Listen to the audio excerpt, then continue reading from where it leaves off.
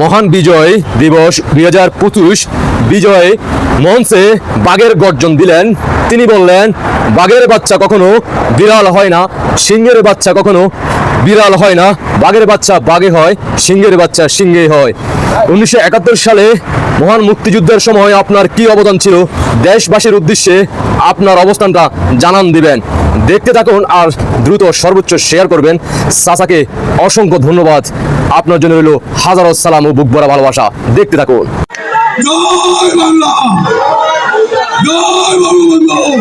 আপনি মুক্তিযুদ্ধের সময় তো বয়স ছিল, আপনি কোথায় কি করেছেন, আপনার কি ভূমিকা ছিল, এই জিনিসটা যদি দয়া করে আপনি বাংলার মানুষের কাছে প্রতিষ্ঠিত করতেন তাহলে অত্যন্ত সুখী হতাম।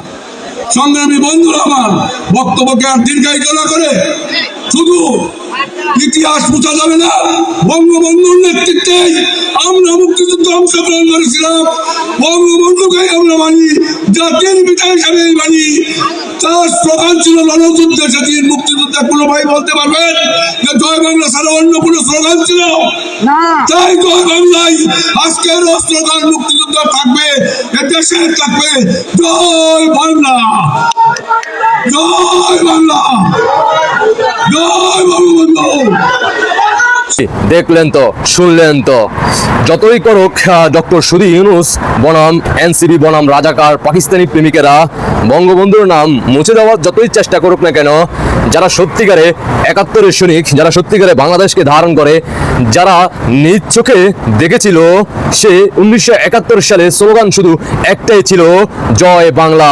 সারা বাংলাদেশের মানুষ ঝাঁপিয়ে পড়ছিল বঙ্গবন্ধুর ডাকে এই বাংলাদেশের ভূখণ্ডকে রক্ষা করতে, পাকিস্তানি হানাদার বাহিনীর কাছ থেকে ছিনিয়ে নিয়ে আনতে। আর তার পরবর্তীতে মুক্তিযোদ্ধারা ঝাঁপিয়ে পড়ে আর এই বাংলাদেশ স্বাধীন হয়। তার পরবর্তীতে এই বাংলাদেশের ভূখণ্ড নিয়ে আমরা নিজেকে পরিচয় দিতে পারি, আমরা বাংলাদেশি। আর এই 2024 আর 25-এ দেখা গেল যারা পাকিস্তানি হানাদার বাহিনী আত্মগোপনে ছিল, যারা 2 লক্ষ মা বোনের ইজ্জতের বিনিময় যে বাংলাদেশ স্বাধীন হয়েছিল, তাদের মধ্য দিয়ে যে রক্তরা এই বাংলাদেশে জন্মগ্রহণ করছে, তারাই আজকে বলে 71 মানি না, মুক্তিযুদ্ধ মানি না, বাংলাদেশ স্বাধীন হয়েছে সেটা মানতে তারা রাজি না।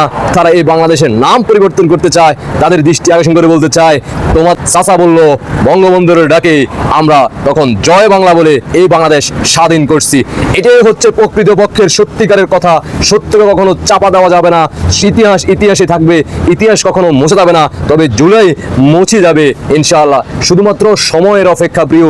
যারা এই 16 ডিসেম্বরের দিনও মুক্তিযোদ্ধাদের কবরে আগুন দেওয়া হয়েছে, ইতিমধ্যে আপনারা সবাই অবগত আছেন। প্রত্যেকটা সেকেন্ডের হিসাব এই বাংলার মাটিতে নেওয়া হবে। তবে এবারের বিজয়ের পরবর্তীতে থাকবে না আর কোনো রাজাকারের, ছোট থেকে বড় কেউই এই বাংলার মাটিতে বাঁচতে পারবে ভবিষ্যতে ইনশাআল্লাহ। দেখা হচ্ছে শীঘ্রই। আল্লাহ হাফেজ। জয় বাংলা, জয় বঙ্গবন্ধু। বঙ্গবন্ধুর ডাকে বাংলাদেশ স্বাধীন হয়, বঙ্গবন্ধুর ডাকে এই বাংলাদেশের ভূখণ্ড আমরা রক্ষা করতে পারি। আল্লাহ হাফেজ।